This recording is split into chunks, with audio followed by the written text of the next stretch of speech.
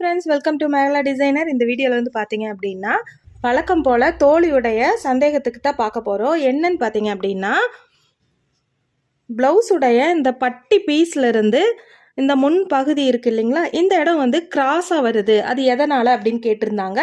பட்டி கிராஸாக ஸ்டிச் பண்ணோம், அதால் என்ன பிரச்சனை வரும், என்ன பிரச்சனைனாலும் நமக்கு வந்து கிராஸாக பட்டி வரும். கிராஸாக வராமல் எப்படி நம்ம வந்து அதை சரி பண்ணி முன்பாகம் வந்து ஒரே நேர்கோட்டில் வர்ற மாதிரி எப்படி ஸ்டிச் பண்ணலாம் அப்படிங்கிறது தான் இந்த வீடியோவில் பார்க்க போகிறோம். வீடியோக்கு போகிறதுக்கு முன்னே நம்ம சேனலை புதுசாக பார்க்குறீங்க அப்படின்னா சப்ஸ்கிரைப் பண்ணிக்கிங்க, கூடவே பெல் சிம்லையும் ப்ரெஸ் பண்ணிக்கிங்க. அப்போ தான் நாங்கள் போகிற வீடியோ உடனுக்குடனே நோட்டிஃபிகேஷன் வரும். நீங்கள் எல்லா வீடியோவும் மிஸ் பண்ணாமல் பார்க்கலாம். வாங்க இப்போ நம்ம வீடியோக்கு போயிடலாம்.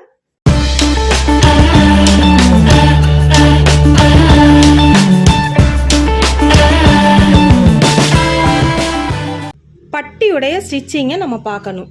இப்போது பட்டி ஸ்டிச்சிங் நம்ம பார்க்குறதுக்கு முன்னதாக இந்த மாதிரி நேராக வச்சுக்குங்க. இதுக்கெலாம் இப்போ 2 கிளாத் வந்து நம்ம கட் பண்ணியிருக்கு இல்லைங்களா, பட்டியுடைய வெளிப்பக்கத்துக்கு ஒரு துணியும் உள்பக்கம் கட் பண்ணினது சரியான அளவில் இருக்கும். வெளி சைடு கட் பண்ணினது 1 இன்ச் எக்ஸ்ட்ரா இருக்கும் இல்லைங்களா, அந்த 1 இன்ச் எக்ஸ்ட்ரா இருக்கிறத ஃபஸ்ட்டு வந்து இந்த மாதிரி 2 சைட்லேயும் ஒரே மாதிரி வர்ற மாதிரி வச்சுக்கலாம். வச்சுட்டு இந்த மாதிரி நம்ம ஸ்டிச் பண்ண கப் ஷேப்புக்கு மேல் பக்கமாக எக்ஸ்ட்ரா பட்டி கிளாத் இருக்கிறத வச்சுக்கலாம்.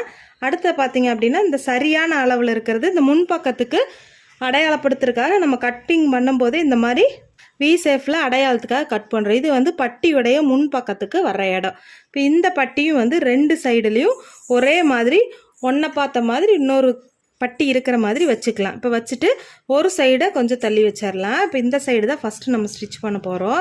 இப்போ மேலே இருக்கிற கிளாத்தை இந்த கப் டாட்டுக்கு மேல் பகுதியாக வச்சுக்கலாம். கீழே இருக்கிற பட்டி துணியை கீழ் சைடை இந்த மாதிரி வச்சுக்கலாம். கீழே ஒரு கிளாத்தையும் மேலே ஒரு கிளாத்தையும் இந்த மாதிரி கரெக்டாக பிடிச்சிக்கலாம். பிடிச்சதுக்கு பிறகு ஸ்டிச் பண்ண ஆரம்பிச்சிடலாம். ஸ்டிச்சிங் பண்ணும்போது இந்த சென்டர் டாட்டுக்கு பக்கம் வரும்போது இந்த டாட்டை சேர்த்து நம்ம வந்து ஸ்டிச் பண்ணிடக்கூடாது.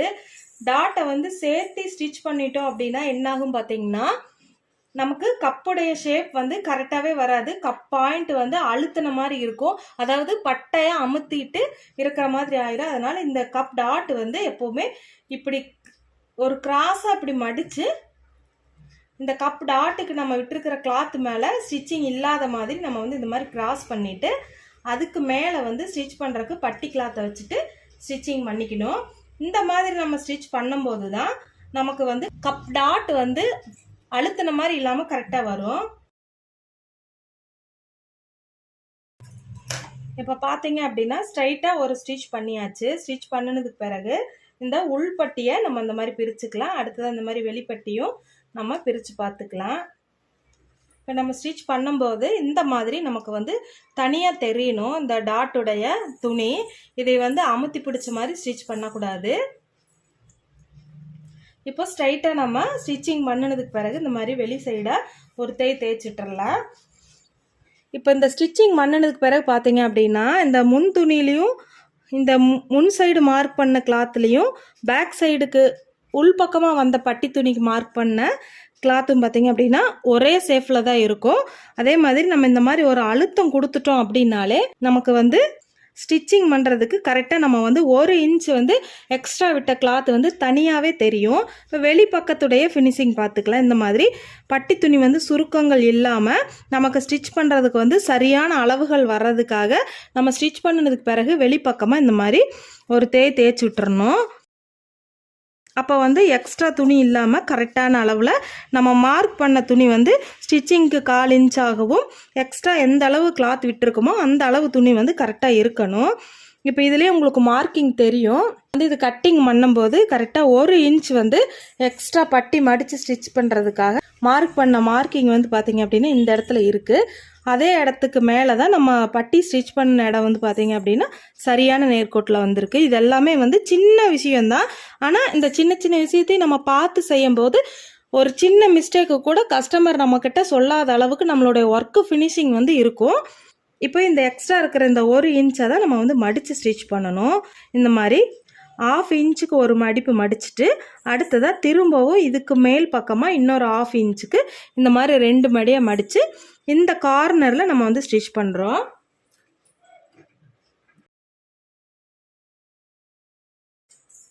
இப்போ வந்து பார்த்தீங்க அப்படின்னா பட்டியுடைய ஃபினிஷிங் ஸ்டிச்சிங்கை இதில் பார்த்தாலே தெரியும். இப்போ முன் பக்கத்தில் பார்த்தோம் அப்படின்னாலும் இது வந்து ஸ்ட்ரைட்டாக இருக்கும். இந்த மாதிரி ஒரு ஸ்கேல் வச்சுக்கலாம். இப்போ இந்த ஸ்கேலுடைய நேர் பகுதிக்கு நேராக பார்த்தீங்க அப்படின்னா இந்த பட்டியுடைய பக்கம் நேராக இருக்குது, ப்ளவுஸுடைய கப் ஷேப் உண்டான இடத்தையும் நேராக இருக்குது. ஒரே நேர்கோட்டில் நமக்கு வந்து ப்ளவுஸ் வந்திருக்கு. இப்போ நார்மலாக நம்ம ஸ்டிச்சிங் மட்டும்தான் பண்ணியிருக்கோம். இன்னும் இதை வந்து அயன் பண்ணல, ஃபுல் ஃபினிஷிங்குடைய ஒர்க்கும் நம்ம பண்ணலை. ஆனாலும் நமக்கு வந்து ப்ளவுஸுடைய இந்த கிளாத்தை பார்த்தாலே ஸ்டிச்சிங்குடைய ஃபினிஷிங்கும் கட்டிங்குடைய ஃபினிஷிங்கும் உங்களுக்கு பார்த்தாலே தெரியும். நம்ம ஒரு கஸ்டமருக்கு வந்து ஸ்டிச் பண்ணி கொடுக்குறோம் அப்படிங்கும்போது ஃபஸ்ட்டு நம்மளுடைய ஃபினிஷிங் தான் அவங்கள வந்து அட்ராக்ட் பண்ணோம். மேலே கீழே இல்லாமல் கோணையாக இல்லாமல் ஸ்டிச்சிங்கும் ஃபினிஷிங்காக இருக்கணும். மெட்டீரியல் கிளாத்தும் வந்து பார்த்திங்க அப்படின்னா பார்க்குறதுக்கு அவ்வளோ ஃபினிஷிங்காக இருக்கணும். இதை வந்து இப்போ ஃபுல் ஃபினிஷிங் ஒர்க்கை முடிச்சுட்டு நம்ம அயன் பண்ணி கொடுக்கும்போது அவ்வளோ அழகாக இருக்கும். ப்ளவுஸு பார்க்குறக்கும் அழகாக இருக்கும், நம்ம பயன்படுத்துறதுக்கும் அழகாக இருக்கும். இப்போ வந்து என்ன மிஸ்டேக்னால இந்த பட்டி கிளாத் வந்து நமக்கு கிராஸாக வருது அப்படிங்கிறத நான் வந்து மிஸ்டேக்காகவே ஸ்டிச் பண்ணி காட்டுறேன். இப்போ நேராக நீங்கள் இந்த மாதிரி ப்ராப்பராக ஸ்டிச் பண்ணிங்க அப்படிங்கும்போது கப் டாட் இடத்துலையும் உங்களுக்கு எந்த பிரச்சனையும் வராது, பட்டியுடைய இடத்துலையும் எந்த பிரச்சனையும் வராது. இதுக்கு மேற்பட்டு நம்ம வந்து ஊக்குப்பட்டியோ அல்லது ஐப்பட்டியோ நம்ம வந்து ஸ்டிச் பண்ணிக்கலாம். இது வந்து நேராக இல்லை அப்படிங்கும்போது நீங்கள் ஊக்குப்பட்டி ஸ்டிச் பண்ணாலும் கிராஸாக தான் வரும், ஐப்பட்டி ஸ்டிச் பண்ணினாலும் கிராஸாக தான் வரும். நம்ம எப்படி ஸ்டிச் பண்ணியிருந்தால் கிராஸாக வருங்கிறத பார்த்துடலாம். இப்போ பாருங்கள், அதே மாதிரி தான் எக்ஸ்ட்ரா 1 இன்ச்சுக்கு இருக்கிற கிளாத் வந்து மேல் பக்கமாகவும் சரியான அளவில் இருக்கிறது பட்டி துணி வந்து கீழ்ப்பக்கத்துலையும் இந்த மாதிரி எடுத்துக்கலாம். இந்த மாதிரி எடுத்துட்டு ஃபஸ்ட்டு மிஸ்டேக் நம்ம எங்கே பண்ணுவோம் பார்த்திங்கன்னா, இப்போ வந்து இது மேல் பட்டி, இது கீழ்ப்பட்டி, இது சென்டர் துணி. இப்போ இந்த கிளாத்தை வந்து 3ஐயும் ஒரே மாதிரி வச்சு தான் நான் ஸ்டிச் பண்ணேன். ஒரே மாதிரி வச்சு ஸ்டிச் பண்ணி நம்ம திருப்பும் போது நமக்கு வந்து ஒரே மாதிரி வரும். இதே வந்து இப்போ பார்த்தீங்க அப்படின்னா இந்த பட்டி கிளாத் இருக்குது இல்லைங்களா, இது வந்து நேராக வரணும் அப்படிங்கிறதுக்காக ஒரு சில பேர் என்ன பண்ணுவாங்கன்னா கொஞ்சம் எக்ஸ்ட்ரா கிளாத் வச்சுக்குவாங்க. ஒருவேளை நம்ம திருப்பும் போது கிராஸாக வருமோ அப்படிங்கிற மாதிரி நினச்சிட்டு ஒரு பாயிண்ட் 2 பாயிண்ட் வந்து நமக்கு முன்னதாக இப்படி பட்டி கிளாத் வருது, அல்லது இந்த மெயின் கிளாத்தை விட முன்னாடி இருக்கிற மாதிரி நம்ம வந்து கொஞ்சம் மட்டும்தான் கிளாத் வந்து அந்த மாதிரி வர்ற மாதிரி நம்ம இப்போ இருக்குதுன்னு வச்சுக்கோங்களேன். ஸ்டிச் பண்ணி காட்டுறேன்.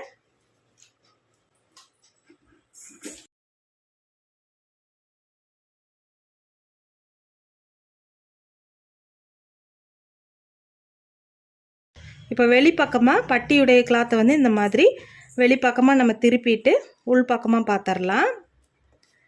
உள் பக்கமாக பார்க்கும்போது பட்டி வந்து நமக்கு நேராக தான் இருக்குது. சேம் அதே அளவு தான், 1 இன்ச் அளவுக்கு நமக்கு சரியான பட்டியிலிருந்து எக்ஸ்ட்ரா வெளிப்பட்டி வந்து 1 இன்ச்சுக்கு தான் அதிகமாக இருக்குது, நேராக இருக்குது, கரெக்டாக தான் இருக்குது. ஒரு 2 பாயிண்ட் அளவு மட்டும் கிளாத் வந்து இங்கே வெளியே வந்திருக்கு. இதை வந்து நம்ம என்ன பண்ணுவோம் அப்படின்னா அட்ஜஸ்ட் பண்ணுறதுக்காக கொஞ்சம் கட் பண்ணி விடுவோம். கொஞ்சம் பெருசாக இருக்குது அப்படின்ட்டு என்ன பண்ணுவோம்னா இப்படி கட் பண்ணி விட்டுருவோம். கட் பண்ணி விட்டதுக்கு பிறகு இந்த இடத்த வந்து எப்பவும் போல் நம்ம வந்து 2 மடி மடித்து இந்த பட்டியுடைய ஃபோல்டிங்கை நம்ம ஸ்டிச் பண்ணிடுவோம்.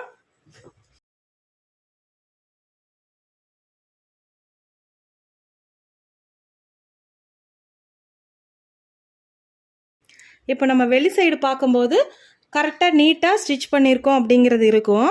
ஆனால் நம்ம வந்து இங்கே 2 பாயிண்ட்டு தான் கொஞ்சம் முன்ன பின்ன தான் வச்சு ஸ்டிச் பண்ணோம். 2 பாயிண்ட் முன்ன தள்ளி ஸ்டிச் பண்ணினாலும் நமக்கு இந்த கிராஸ் பிரச்சனை வரும். 2 பாயிண்ட் உள்ளே தள்ளி வச்சு நம்ம ஸ்டிச் பண்ணாலும் கிராஸ் வரும். இப்போ ஸ்கேலை வந்து நம்ம கரெக்டாக வச்சு பார்க்கலாம்.